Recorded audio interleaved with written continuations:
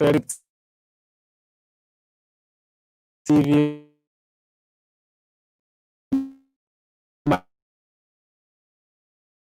name is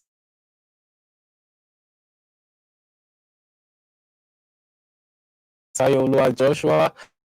Is the founder of Citizens Quest for Truth Initiative. Welcome.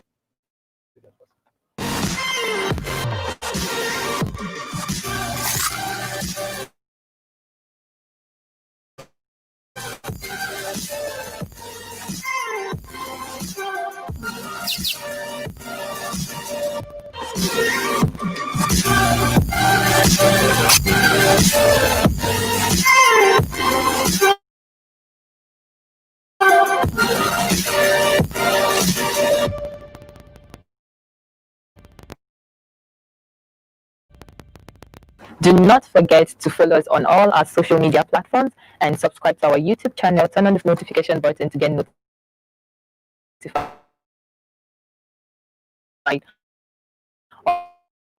on our videos. Thank you.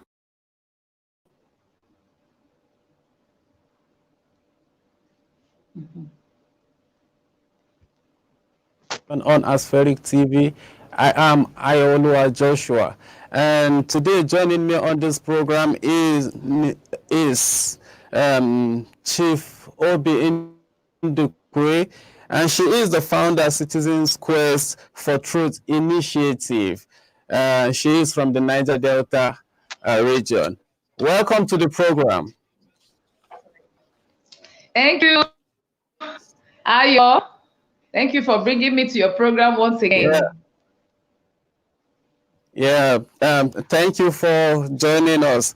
There was a recent disagreement between the former MD of the NDDC and the current Minister of DC. Would you say the MD's allegation against the minister was true or just some form of assumptions in a bid to rubbish the minister's reputation? Well, I tried as much as possible to refrain from making comments on those allegations because first, I'm a woman. Secondly, the two people involved are known to me, they're close to me.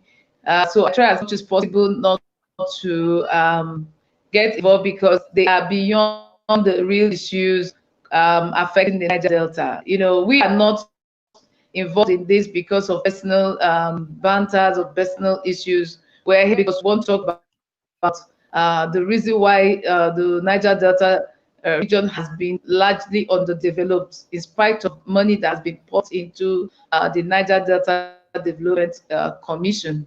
So it's not really about two people who are fighting. Anybody can allege, you know, and the onus is for the person who alleges to prove. So if we're going to look at those allegations until we begin to see evidence, we begin to see documents, you know, confirming that these allegations are true, as far as I'm concerned, they still remain allegations, you know. So for me, I will want to focus more on the real issues that border on the development of the Niger Delta region. All right, thank you. The former MD said that the minister is fond of giving orders for the execution of contracts without supporting it with any legal documents that carries his signature. As someone who knows how legal issues works, most importantly in the government, do you agree with what our claims are? Well, first of all, you have to ask yourself if the Minister for Niger Delta Affairs, Senator Godswill Obot Akpabio, has any role in when it comes to awarding contracts. Does he have any constitutional powers to award contracts? That is the first question you have to ask. And if he doesn't, then why would anybody expect him to bring up documents to support whatever contracts that have been awarded? That is the responsibility of the management of the commission. He is only a supervising minister. So if the management decides to award contracts his own role is to look at what they want to do, and if it falls within the constitutional provisions, that's all. It's not in his place to award contracts. So he's not also expected to bring up any documents to that effect. So for me, that's a very watery allegation, very watery. All right. And according to the present acting MD of NDDC, he said over R1 billion was spent on workers' palliatives, execution of some projects amongst the rest of them during the pandemic lockdown. But all seem to have no considerate truth looking at how everything is and the devastation of the Niger Delta communities. Do you think that is okay? Well, let me first of all address something. You know, once an issue like this comes up, people are about to make comments, people are about to speak, and I take exception to people who sit at home with their phones clutched in their hands and only and entertain themselves with whatever anybody is pushing out in the media. The question is, how many persons have tried to do what we do as citizens, to go out there to verify, to ask for these documents, to back up these claims, or even the allegations? Where are the documents? We took care of the staff. Everybody, they are all Niger Delta people, they are Nigerians. And so if other people are going to be taken care of by way of palliatives and medicals, I mean, should the staff also be exempted from that? No. And then, of course, when people say there were projects during the pandemic, of course, it depends on what you specify as projects. To go out there to sensitize communities, particularly those in violence-prone areas, the rural areas, the riverine areas, they are all part of projects. Yeah, people are not going to just enter the boats and begin to go into such communities without money being spent. So I don't understand. The important thing here for me, I understand that a group has petitioned the EFCC. Yes, let the EFCC go in and verify. And let us even know whether these allegations are true or not. Because we've had enough of people brandishing all manner of figures and documents that have no backing, that have no truth in them. You know, so but for me, I speak based on my own findings. We speak as a group. We speak based on our findings. As I speak to you here, these are documents that we have been able to, you know, get from the commission. And this document lies every what has been spent on what and all that, names of those who have benefited, names of those who have been running the place for a very long time. So I want to challenge those who speak to prove it, to provide the documents and the evidence to this. It's not enough for people to sit down and begin to accuse people of all manner of things without being able to substantiate them. You know, so that's my position, and that's the position of Citizens Quest. All right, thank you very much. When the minister faced the National Assembly following the alleged allegations against him, he gave some detailed explanations as regard to what he knows as at when he became the minister. Would you say all his explanations were right, looking at the situation on ground? Even considering what the Senate has even done, the Senate report, the minister has not been indicted. In the report of the Senate, he has not been indicted. There's no allegation made against him that has been substantiated. The Senate has not come out to indict the minister. So what are we talking about here? If the minister has said these are things I've done, these are things as the supervising minister, and then the Senate sits after several days and comes out with a report. And in that report, there's nothing there implicating or indicting the minister. So it means that his explanations are right. So, and I want to align, I want to believe that, because I am not talking from a position of somebody who sits at home. I'm talking from a position of somebody who takes time to get in touch with whoever is involved. I am in touch with the minister, I'm in touch with the IMC, I'm in touch with the people, I'm in touch with the former ND, and so I have my facts right. We don't speak in citizen squares. We don't speak based on handouts. We try as much as possible to verify. Even when the minister released a list of some National Assembly members who were said to have influenced certain contracts and all that, we didn't stop there as a group. We moved to the different states with our different teams to go with the list to ascertain the veracity of those claims, if those contracts were actually awarded, if they have been executed, and if they have been paid for. And I can tell you that very soon you will begin to see, Nigerians will begin to see our findings through our documentary state by state. Okay, I'm going to show you a video post by you recently on social media showing the suffering and bad look of the Niger Delta region. And when we come back, after that, we'll continue our discussion. Thank you. In Rumoli community of Oby Ndukwe local government area. This is the popular archive of that. That's where you have the Eagle Cement Company. Now also have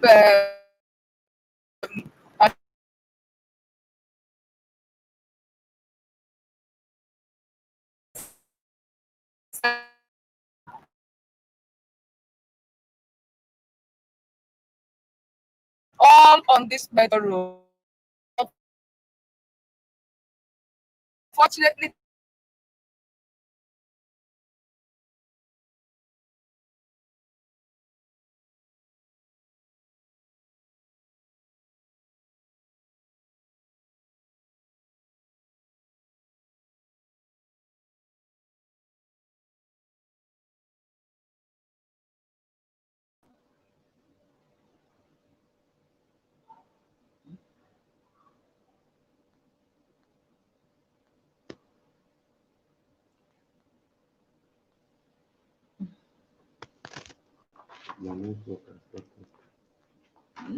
But you know, they were waiting for the adverts to finish. Can you hear me? They were showing one of our videos.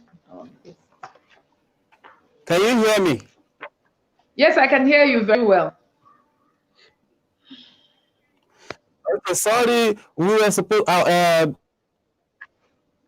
We had a little technical issue. Mm-hmm.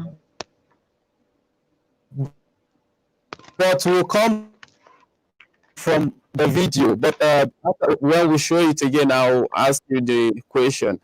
During the course of the investigation, the minister said that it is those in the National Assembly that benefits more in the contracts, which some of them don't know about. And this flared up another debate, which even got majority of the members present at that investigation angry.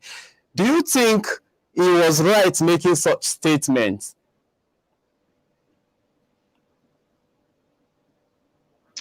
Well, very many persons also watched on television. Some of us were there present, and we saw all that transpired. Even before the minister appeared at that sitting, Citizens Quest as a group had made presentations, you know, through memoranda, but we were not impressed with what they call public hearing. It was basically some kind of harassment of those who they felt were not speaking, you know, their minds. So even the minister himself, you saw how a Minister of the Federal Republic of Nigeria and the Senator of the Federal Republic of Nigeria was being harassed. You know, so it was. I mean, anybody could have lost his cool and then decided to go all out there for the jugular of the enemy or the supposed enemy. Now, you're asking a question, which of course many Nigerians are asking. Now, we heard that this popular adage, now everybody's talking about off your mic, honorable minister is okay. Of course, that alone explains that those who were accused were actually guilty as charged. It may not be those who were in that panel, but definitely there were certain persons in the National Assembly, both in the 8th Assembly and in the present Assembly, who are part of what is going on in the NDDC. And I can remember that the minister made it very clear that the two chairmen of the two committees are responsible for the challenges that the NDDC is facing, particularly as it affects the budget and certain payments being made for some phantom trainings. He was very clear about that. So I expected that the leadership of the National Assembly should have investigated, referred that allegation to the Ethics and Privileges Committee and probably suspended the hearing until they confirm the involvement, the extent of involvement of the two chairmen. So, and if that is not done, it will be difficult for anybody to believe whatever report they are, because what it means is that they are protecting their own people.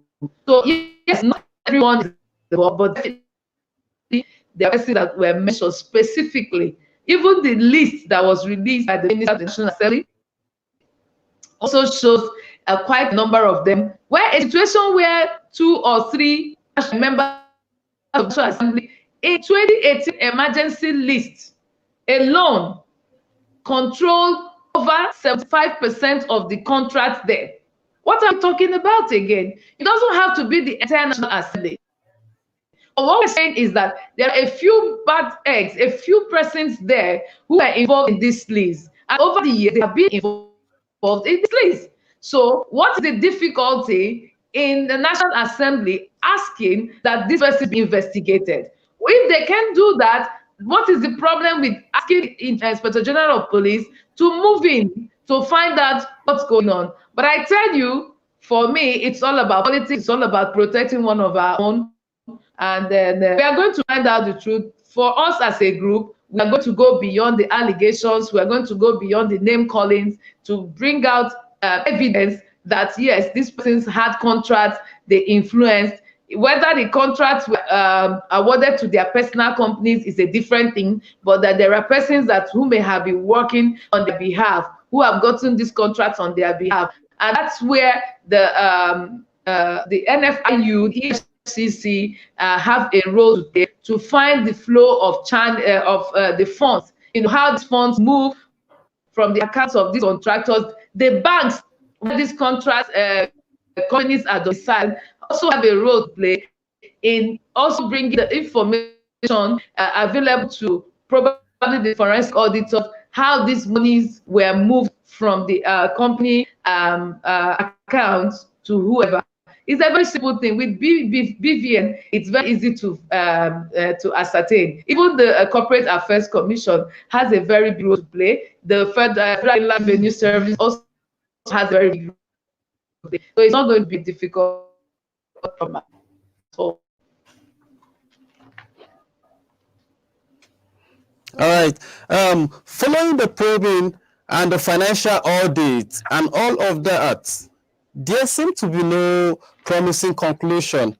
Do you think the federal government is not being serious about this process, or the final outcome is yet to be known by Nigerians regarding the NDDC?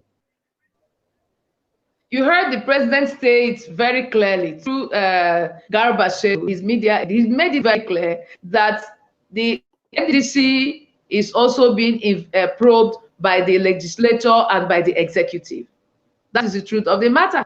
So what we are seeing now is the probe by the legislature. That of the executive is still there, and that is the forensic audit. And I tell you that this is what these people want to kill. They want to stop that. They want to be the only ones to probe others. You are probing the executive. You don't want the executive to probe you. So if you don't have anything to hide, why do you want to scuttle the forensic audit? Why do you want to stop the executive at all costs from also making findings? It is the executive that allocates the funds. They are the ones that release these funds to the agencies. So they have a responsibility to also find out what these funds have been used for. So every effort in trying to stop the forensic audit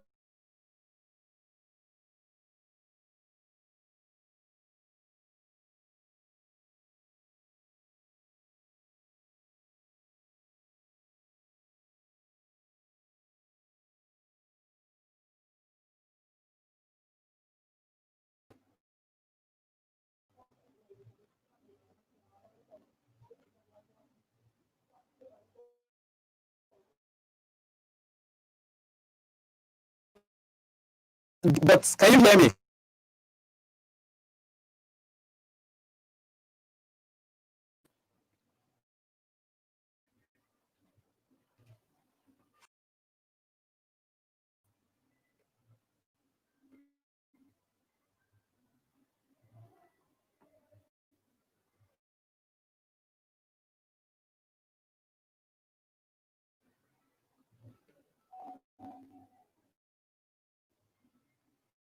Of the companies and the agencies of government that are operating here. If nature of government of the Nigerian Navy is here, if you follow me down as we walk down, it's going to be a long drive. That's where the naval base is. And their responsibility is to check insecurity.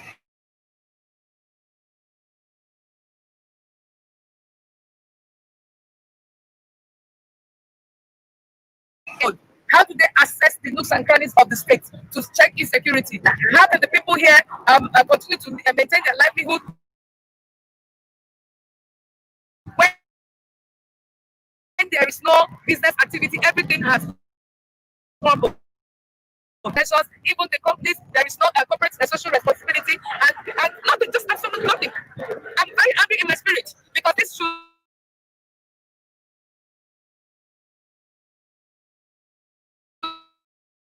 not be. This should not be easy what they can do. The state government has to come to the rescue of the people of Rumolumeni community who also voted them into power. The federal government has to.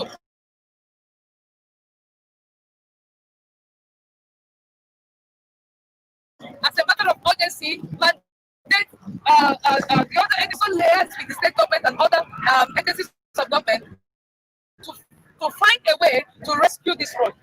Look at my left, going down there.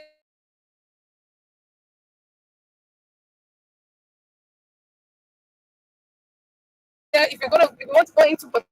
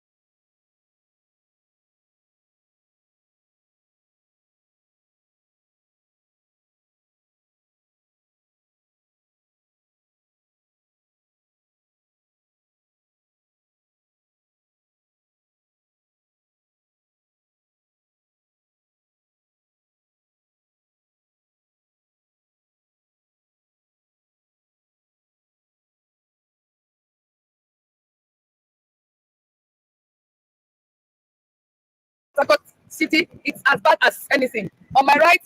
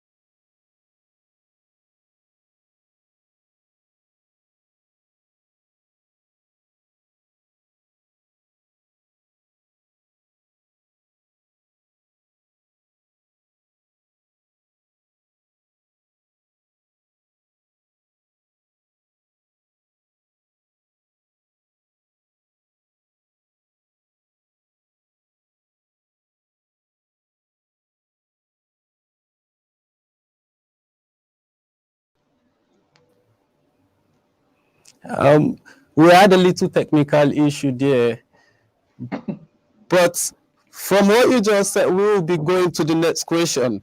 Now, we've heard about such monies spent by the NDDC management on self, while there are other projects that are not yet completed. What do you think should be done in this regard? I don't understand your question. You said there are projects that are not completed. I don't understand what you're saying. What's the question? Yeah, I said there are some money, according to the NDDC, that they spent on palliatives for themselves. And looking at other projects that have been on ground uncompleted for so long, were they not supposed to use the money to finance such projects? Or what do you suggest should be done in this regard? One thing you have to understand is government is an organized sector. It's not where you take money from one sector, one department, and move to the other department.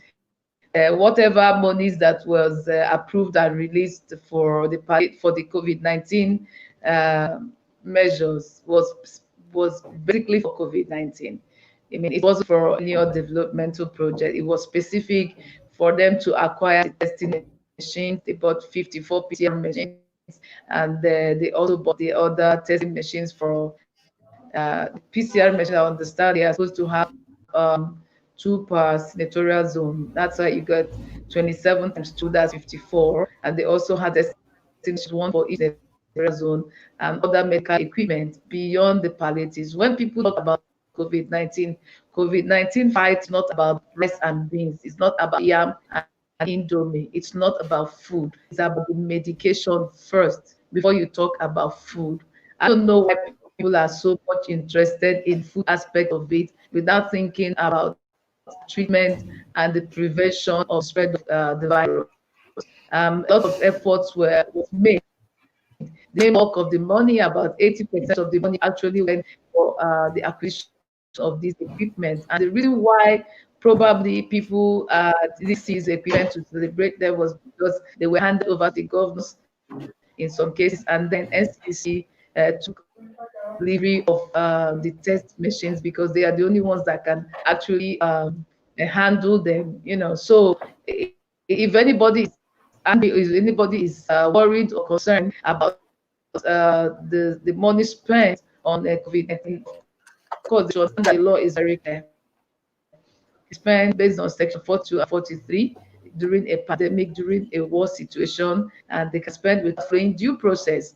And then after this period of the pandemic or the war situation, they can begin to retire and explain what the money was used for. You can't jump the gun. The Constitution is very clear. Before the President made that approval, he relied on Section 42 and 43 of the Constitution. And I'm surprised and disappointed that those who are lawmakers who ought to know these laws don't even know the laws.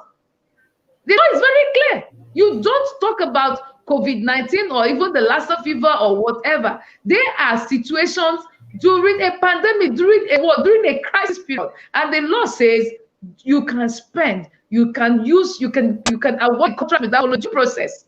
That's what the law says. You can read it yourself. And so I don't know why this whole noise about COVID-19 as to until the money is retired probably in the next budget after the period of the pandemic. That's when we can now begin to ask questions. And this IMC for now has said they have not awarded any contract except that of COVID-19. So I don't know what people really actually want. Is it people are not reading, that people are not making research, or people are just interested in the bad news and the bad stories? I don't want to be deceived. At Citizens Quest, we are well informed. We do our research and we do our things. And we have found that the president was right based on the constitutional provision, Section 42 and 48. You can go and read that and see what empowered the minister to make application for the funds.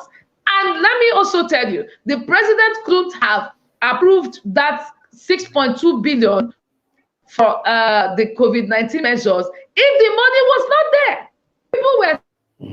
that there was extra money from somewhere. No, the money that is domiciled at the CB and the forex account was where they drew this money from. And those who were making allegations that the INC had changed the dollar to naira and spent the money were disappointed. It's either they don't know or they are deliberately misinforming the people. You have the CBN governor, who knows? You have the Minister for Finance, who knows? You think that the president can be misinformed before taking such decision to make approval of to be done? I think that the problem Nigerians have, majority of people who are making noise, is either they are illiterate, misinformed, or deliberate mischief. Otherwise, this is as well out there in the Constitution. So I don't want to believe that those who are alleging that money was spent without due process do not know. And then IMT has also said that money was given to the donors of the United States. No one has come out to deny that. No one has come out to say we did have the NDDC has not come out to deny that the equipment were not delivered to them. So where is the problem? The only problem they have is that the staff of NDDC in the United States were taking care of during the pandemic. They were giving money to move to the local rural areas to educate the people and then tell them what to do and what not to do during the pandemic. Is that the problem we're talking about? When the time comes for them after the pandemic, for them to retire, we know actually to do what they are doing.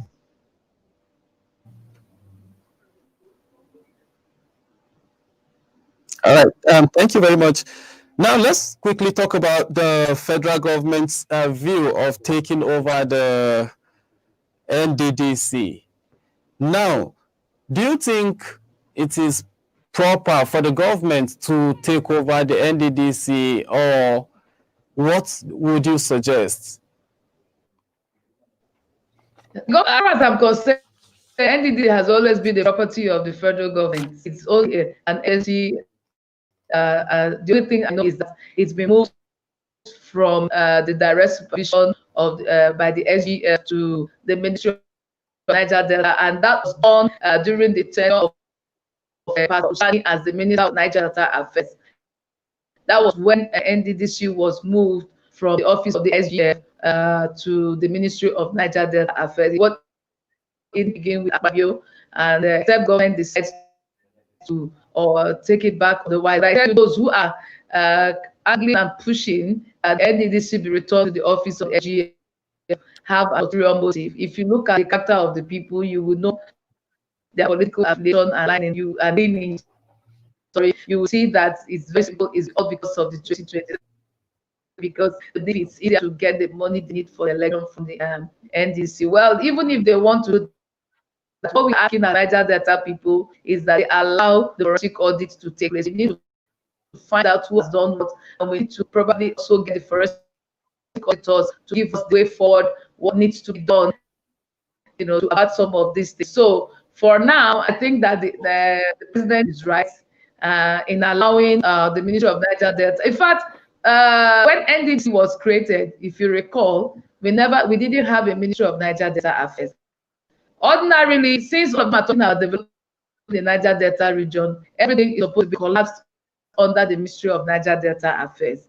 So I don't even know why that has not been done. Probably after the forensic auditors have concluded their job, maybe things will now begin to be merged and come under the ministry. Because you can't be talking about developing the region and you have the amnesty, post-amnesty exercise under the NSA, and then you have the NDC under an SGF, and then you now have the Ministry of all of them, as far as we are concerned, ought to come under one ministry. But for now, let us finish the forensic audit. We need to get to the root of the matter.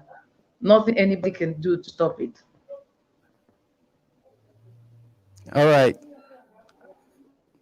Now we want to show the video again so that overview. Okay. Is the slum called Marine Base in Port Harcourt.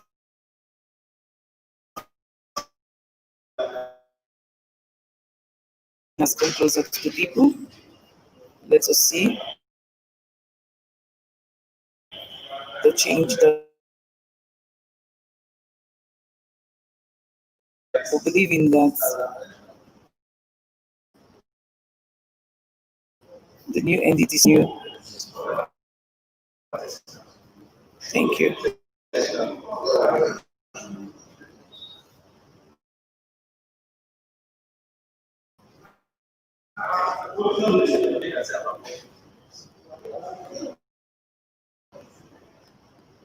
Stepped down from the boat from Opobo, main town, were in Queenstown, and from the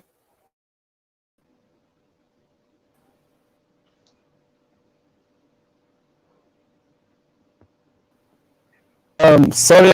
Now we are going to talk about your own role, the Citizen Quest, regarding the Niger Delta people, because we want to see that you have something you want to let them understand about the people of Niger Delta. So tell us, in this regard, what has your organization done in ensuring that the pressing issues are sorted out the way they should?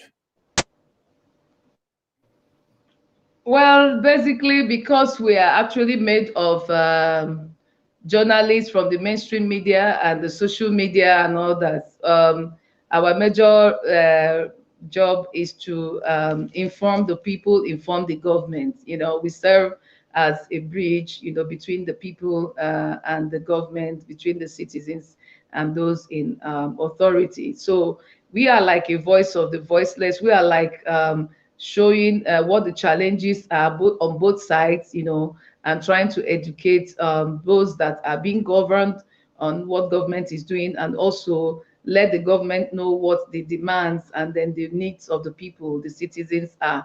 So we have done that and we are still on it. We started by going transversing the nooks and crannies of the different communities in the Niger Delta region, and we were able to also find out that certain successes have been recorded in the past by the commission, even though it may not be commensurate with what has gone in.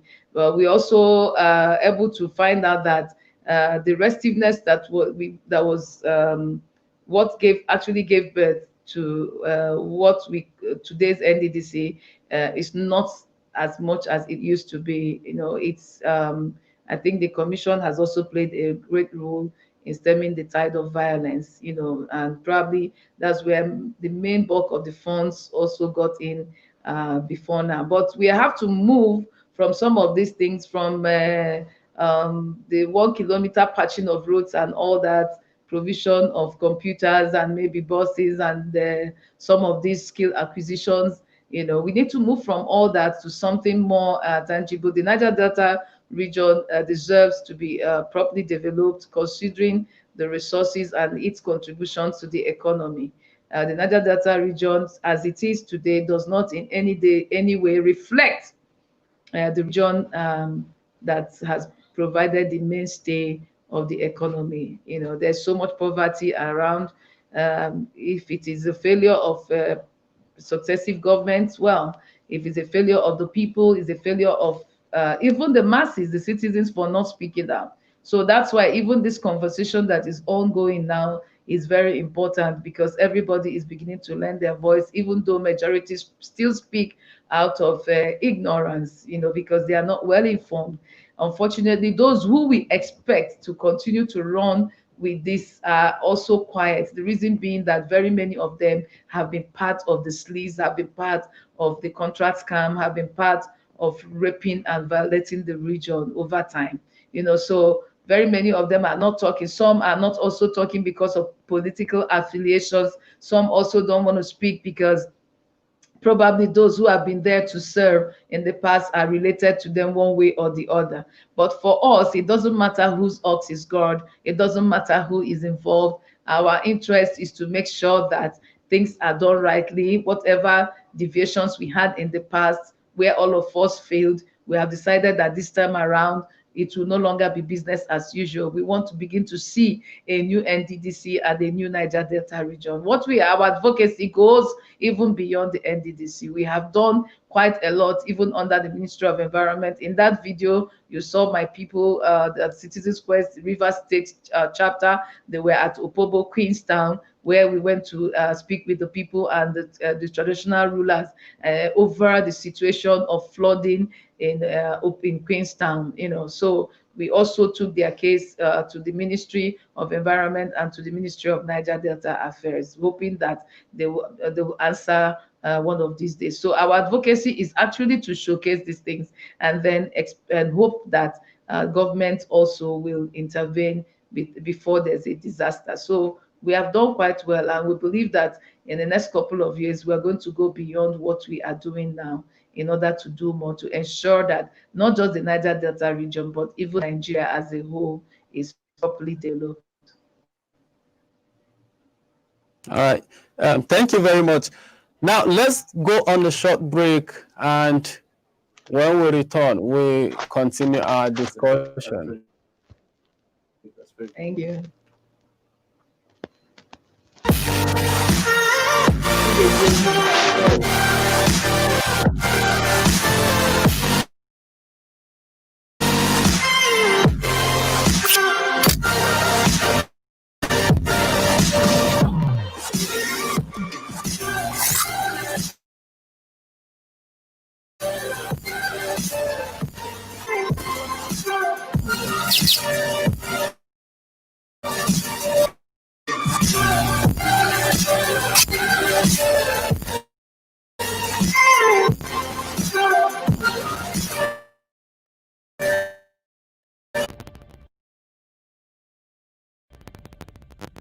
Do not forget to follow us on our YouTube channel, turn on the notification button to get notified on our videos. Thank you. Okay. Okay.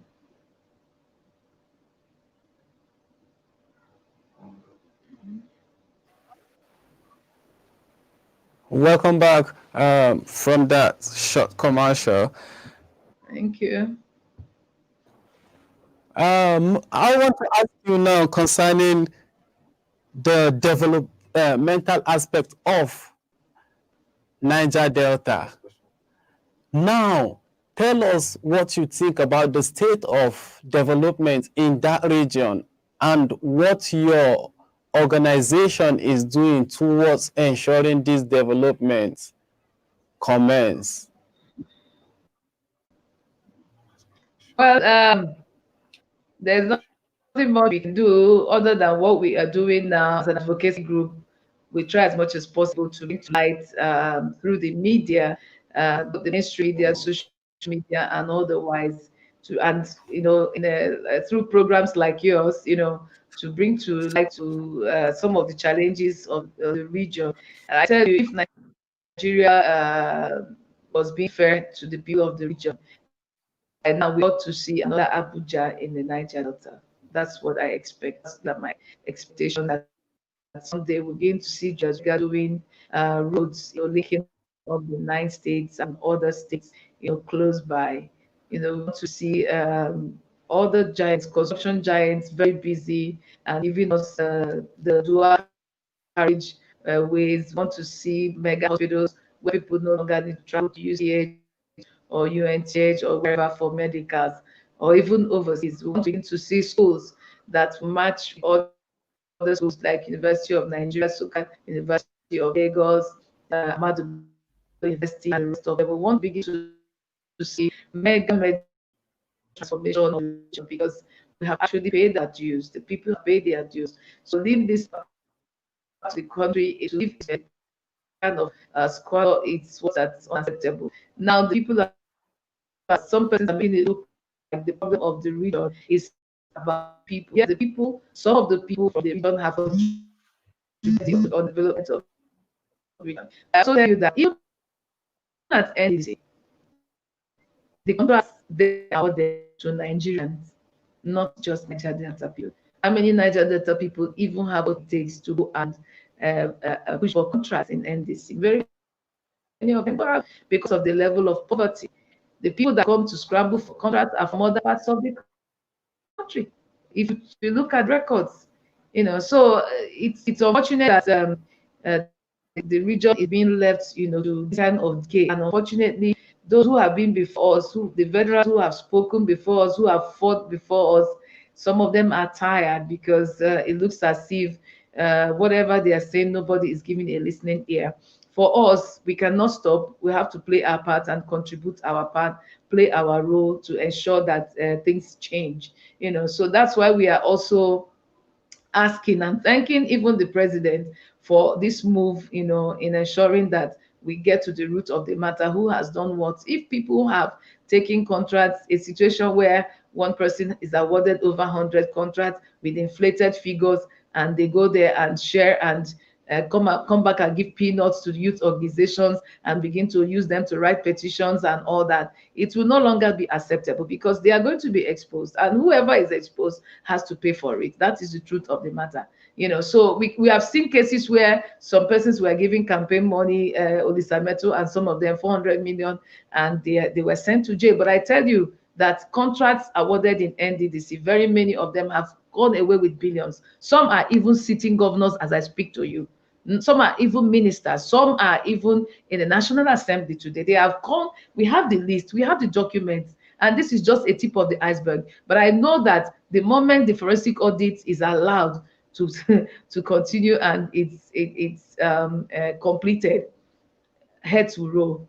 People will refund money. People will move back to site, and then a lot of people will be punished for their sins against a people, and that will serve as a deterrent to every one of us, who will all begin to do things right. If you cannot afford to do contracts, you stay away and focus on things that you can do, and allow those who have what the capacity to come and execute these contracts. We want to see a mega transformation. Unfortunately, even the contractors who have made away with money are part of the fight. They are fighting the IMC, they are fighting the minister. They want to make sure that this forensic audit is not conducted. The reason is simple: they've made away with money. Most of them cannot even refund this money. We have pictures of projects that have been abandoned over the years. If you look at them, some of them, you begin to shed tears. Some even abandoned their equipment there and gave reasons for insecurity and never returned to site and never returned the monies that they collected. Even the banks are culpable. Some of the bank managers aided them, to go away with this money. So what are we talking about? We are saying that there's going to be change. That change is going to start with the Niger Delta. Because whether you like it or not, you can't talk about Nigeria without talking about the Niger Delta region, because that is where the whole oil and gas that we're talking about. Somebody saying we are borrowing money to build, we want to borrow money from China. Why do we need to borrow money from China? Some say they are giving some excuses. But look, let me tell you, the Niger Delta region is too rich to go and borrow for development to come to the region. We have the money, we have the resources. Where is the money from the sale of oil and gas? How come we are so rich but so poor? Poverty is staring us in the face, even in the midst of plenty. Our money is being siphoned and taken away to other places. Some have even used the money to buy properties all over for their children and their grandchildren and children unborn, and then leaving the region that has been devastated and exploited to suffer and decay. No good roads that linking up the states in the Niger Delta. You can't see people drinking water. The black soot from the oil, illegal oil bunkering is killing the people daily, and nothing is happening. We don't even have good Medicare. We don't have schools, good schools, and all that we see is politics, people coming from different places under whatever guise to come and take away from here without returning. All that has to stop. If that is the only thing President Buhari will do for the people of Niger Delta, I think that we will be grateful. Very much, Chief Oby Ndukwe, founder Citizens Quest for Truth Initiative, for joining us on the program. Thank you very much. All right. Thank you, and have a wonderful day. And you too. Thank you.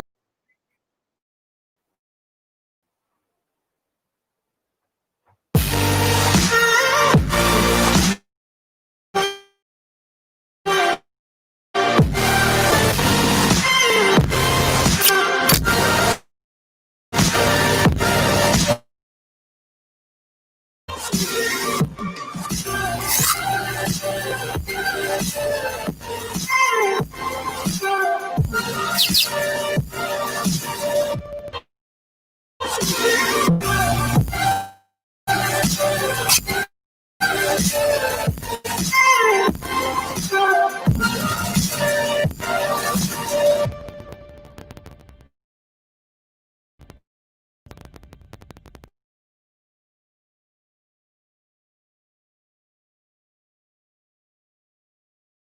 a short break right now, and when we